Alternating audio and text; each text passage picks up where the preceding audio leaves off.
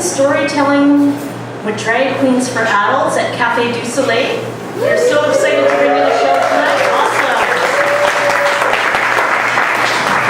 First, I'd like to acknowledge that this event is taking place on the unceded territories of the Musqueam, Squamish, and Tsleil-Waututh Nations. My name is Candy Tanaka, and I run a literary makerspace called the International Center of Arts and Technology, and we're the organization that's putting this on tonight for you guys.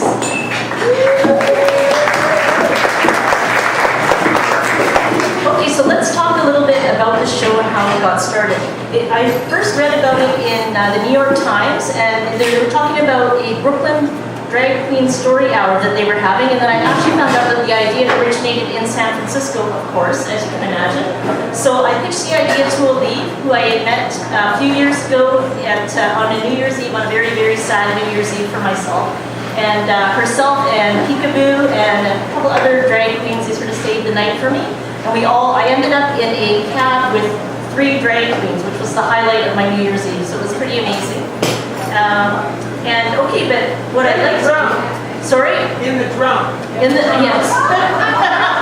I think she wishes in the trunk tonight. She's really insulting me. She already made a comment about my mustache, so it's just going downhill from here for me tonight. So let's talk about the idea. So the main idea for the show is to support gender diversity and literacy in a fun and inclusive environment. So that's what the show is about, and the one down in San Francisco started out with kids, but we thought we'd try something a little bit different up here. We'd start off with one for adults, and as soon as we did that, we got scores of families and kids emailing and messaging us.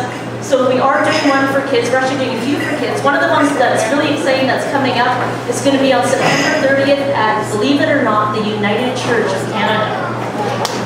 Yes. So we are so thankful to them. They approached us, and their venue can hold 350 people, and that's at 15th and Burrard. So you're all welcome to grab a kid and join us there as well. Yeah, just grab a child from somewhere, hopefully from a family member. Don't do anything illegal. So let's get started, because I'm sure that you want to we just want to dive right into this. So the thing is with Olive is she didn't give me any intro. So the only intro I have is that we should already all know Olive X, because she is, you'll read about her. If you go online and just Google, you'll find a whole bunch of stories about Olive. So let me just introduce the mysterious Olive X.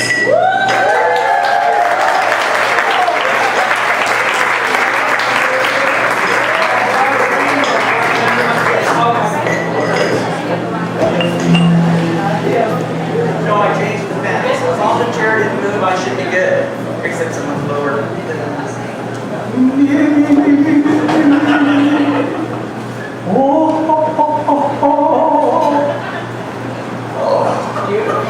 You know what? Do we have a light that's a little bit brighter up here, or no? So, my name is Olive. The X stands for 10, or extreme, or all those other things. I am thank you. I didn't paint for the dark, dear. The X stands for, I was the 10th Empress of Vancouver and indeed all of British Columbia. We're currently on 46. So when I tell you that you can call me fossil,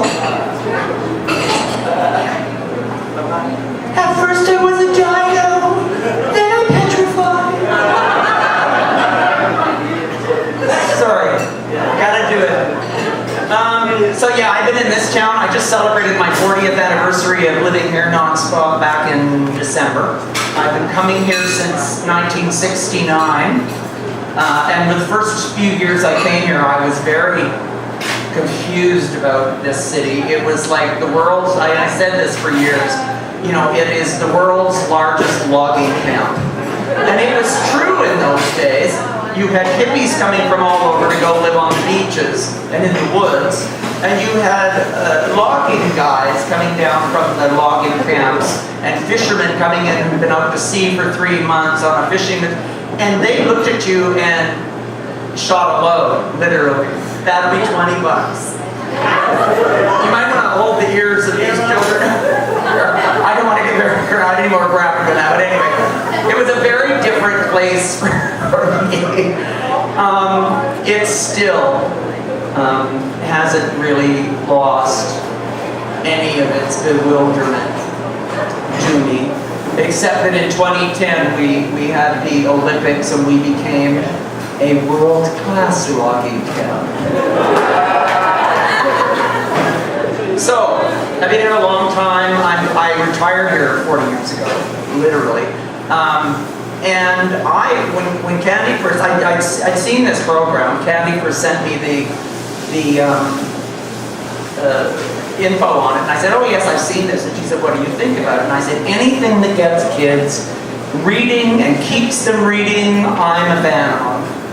And it was only later that day when I'm laying there after I woke up from my nap that it kind of hit me. Oh, right. And then of course there's the introducing kids to diversity. We have a range of drag queens in this room tonight. Not one of us is similar to the other one. We are all exceptionally different drag queens because of course we are exceptionally different people from each other. And our drag is different depending on who you are. And yes, for the record, anybody can be a drag queen. Just because you're, somebody online said, well, she can't be in that. She's not a drag queen. She's a trans woman.